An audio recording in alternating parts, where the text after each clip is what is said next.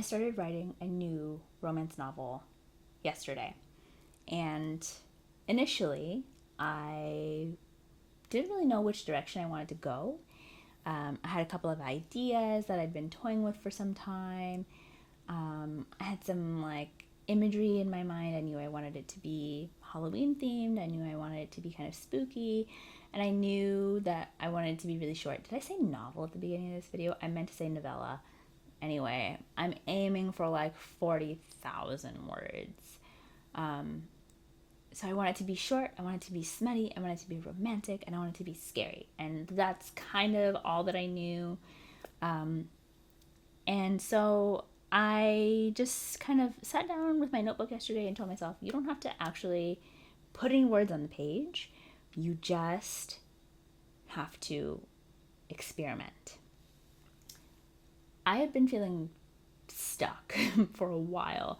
I finished a new book and published it back in June.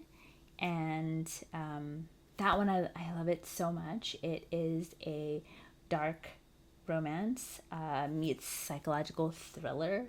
Cool little mashup. Second chance enemies to lovers set in a haunted location where our MMC is doing a lot of hard work to get his girl back and will stop at nothing. I love it. It is one of my favorite things that I've created ever. But after I wrote it, I realized I really wanted to work on something new because I'd been writing that book for almost 2 years, and I just kind of wanted something really simple because the story in that last book is not simple. It took a lot of energy to write it. And so I wanted to write something simple, I wanted to write something fun and something that didn't feel as heavy and serious, right? But I couldn't come up with any ideas. And I didn't necessarily tell myself that I had a creative block, but I guess that's kind of what I could call it. No words were coming. I had some basic idea, but it felt forced. Every time I tried to sit down to even take notes, it felt forced. I didn't feel excited about the project. I felt like I was just writing it or attempting to write it to get something done, to have something to publish, because I'm telling myself all this stuff in my head about like, I'm not a fast enough writer. This is why I don't have an audience. This is why I'm never going to become who I want to be. Blah, blah, blah, blah, blah. And so I stepped away. I said, you know what? If I feel this way about it right now, maybe I shouldn't be writing a book right now. Maybe I just like need to take this time, like focus on making content and like trying to find my readers. So yeah, I stepped away, which I guess is like the number one thing that I would say if you are a creative who's going through a block with what you're making right now, whether that's writing something or whether it's creating content or painting, making cool clothing, whatever it is that you're doing that takes some kind of creative energy where you're taking an idea and a feeling and you're birthing it into the world. Step away. And I know a lot of times that's the last thing that we want to hear because we have deadlines and we have money to think about and we have algorithms to please and all of this stuff. But I will say that I have found in a lifetime of being a creative person and in probably 15 years of being a writer, I will say that force always makes it worse. Now, if you like try to force it and you're still working on the thing, like you feel it, the thing feels it, and it just comes out stilted, and you end up like developing an animosity to the work. It gets icky. It gets bad. It's not fun. And then like your energy is just drained so much faster. So I wouldn't say to force it. If you have to continue working on the thing, even though you're feeling creatively blocked, the next thing that you can do is open up an energy of play and experimentation, which really just means you're taking the pressure off of the situation and you're allowing yourself to have fun, to remember what it's like to be a beginner, to tell yourself that it doesn't have to be perfect. It just kind of has to exist in like its smallest form. And that's the second thing that I did. So yesterday, after not working on anything for about 2 months, I finally sat down. I'm looking at my notebook here because I had my notes open, but now I have my microphone sitting on top of my notes and I'm not moving it. So I can't tell you exactly where I started, but I just started taking notes. And I started with like, okay, this is what I know about the project so far. I want it to be this many words. I want it to have this kind of feeling. And this is like the deadline that I'm kind of thinking about, my daily word count that I'm kind of thinking about. And I said all this in a very light way. I wasn't like, I have to get this done by this time or I'm dead. I didn't say that. So it was all very fluid. And then I just started writing down ideas. You can call this a brain dump. You can call it a free write. I don't really care what you call it, but you have to put something down. What are the ideas that you have? Don't judge them. That is the most important thing. Do not judge the ideas. Get them all out of your head, put them on the page, and then once you're done, you think, oh, I've written down everything that I've ever thought about in terms of this project.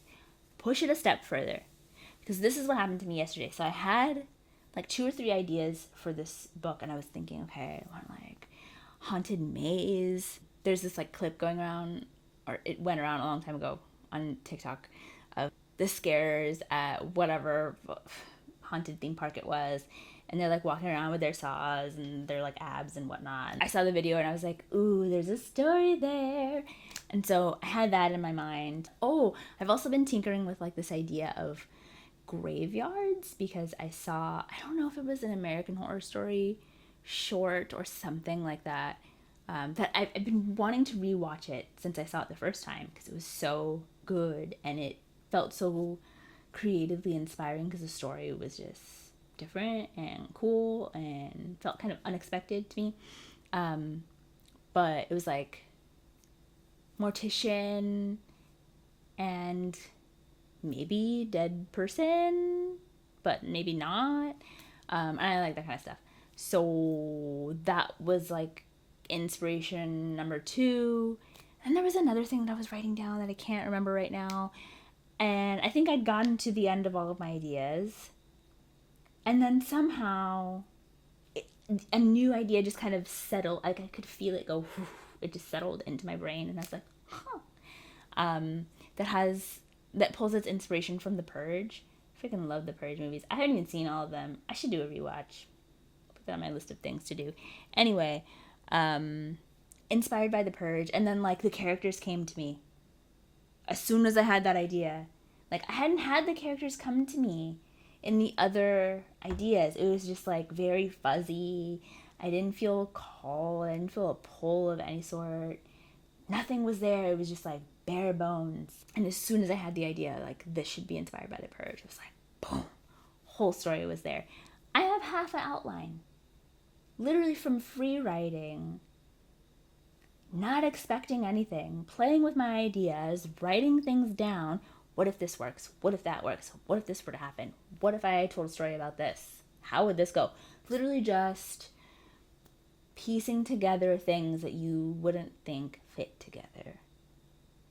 And walked away from that session with half of an outline done. And I could have kept going, but I didn't. And I will tell you why I did not continue writing the rest of the outline. Because it was day 1 of this entire process. And I know that as I move forward with this book, things are going to change. So if I sketch out the whole thing right now, it's going to get me stuck in this very prescriptive way of thinking. Halfway through, that's about enough. And then I'll probably revisit it as I get closer to that stage and then plan it out again. So I'll get maybe 5-6 chapters in and then I'll reassess and probably plan out the rest of it. Like that's how it usually works for me. Who knows? Maybe this will change. But yeah, I will say creative block is gone. But that only happened because I was allowing myself space to get it wrong, allowing myself space to experiment, allowing myself space to just explore different ideas. And I didn't put pressure on it for it to be a certain thing. Now, I will have to remember that as soon as I start drafting. So it's just as important to remember that when you're making the thing as when you're trying to overcome the stuckness of not being able to make the thing. So, yeah, I might put that on my little board back there so that I can look at that when I'm writing. But those are the best tips that I have for you right now when it comes to overcoming your creative blocks. Okay? Give yourself a break. And then if you want to continue pushing through, or your break is over, or you can't because you're on a deadline, remember that the creativity comes through when you give it space to breathe, and when you give yourself a little bit of space to play, to make it messy, to make it wrong, to do something different. All of a sudden that like space in your head opens up and new ideas can come in because you're not strangling the whatever it is, the idea faucet, so to speak. Okay. Anyway, I'm gonna go work on these words because I'm supposed to write 2,000 of them today. And I haven't written any yet. I'm making these videos instead. So if I have to go create, so do you. So go ahead, create something, make it messy, have fun. I'll see you in the next video.